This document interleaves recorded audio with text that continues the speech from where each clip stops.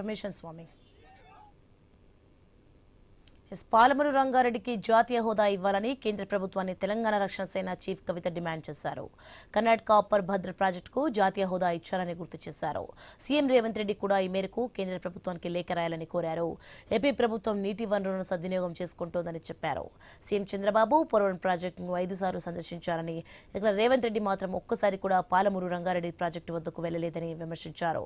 పోలవరం బనకచెర్లపై తాము writ petition వేస్తామని కవిత చెప్పారు. ఈ మేరకు కేంద్ర మంత్రి సిఆర్ పార్టీలను కలిసి వినతి పత్రం అందజేస్తామని తెలిపారు. మీ ముఖ్యమంత్రి మీద ఒక చిన్న పోస్ట్ పెడితే ఇవాళ ఎత్తుకపోయి అరెస్ట్ చేస్తున్నారు. కాబట్టి ప్రధానమంత్రి గారు వచ్చినటువంటి సందర్భంలో పాలమూరు రంగారెడ్డి ప్రాజెక్ట్కి నేషనల్ స్టేటస్ ఇవ్వాలని చెప్పి దానికి అనేకమైన కారణాలు ఉన్నాయి.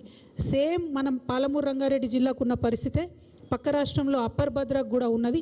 అయినా వారికి మాత్రం నేషనల్ ప్రాజెక్ట్ స్టేటస్ ఇచ్చారు. అయినా మన ముఖ్యమంత్రి ఒక మాట కూడా మాట్లాడకపోవడం అన్నది తీవ్రమైనటువంటి అన్యాయం. ముఖ్యమంత్రి గారు తక్షణమే కేంద్రానికి లెటర్ రాయాలి. మోడీ గారు ఇక్కడికి వస్తే చంద్రబాబు నాయుడు గారు మా పోలవరం ప్రాజెక్టు తక్షణమే పూర్తి చేయాలి వారు అడగడం జరిగింది. నేను మన ముఖ్యమంత్రి గారిని అడుగుతా ఉన్నా, మీ గురువు గారిని చూసినా దయచేసి బుద్ధి తెచ్చుకోండి.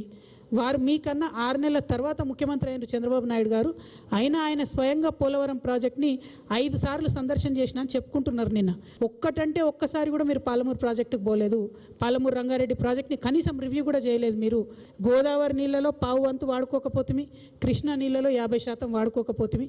మరి దీని మీద అత్యంత అర్జెంటుగా ముఖ్యమంత్రి గారు మాట్లాడాలి. అంటే నీటి విషయంలో మా అంతా కట్టినోళ్ళు లేరు, చేసినోళ్ళు లేరు అని చెప్పే బీఆర్ఎస్ పార్టీ నుంచి మరి ప్రధానమంత్రి గారు వచ్చిపోతే కనీసం ఒక్క ప్రశ్న లేదండి.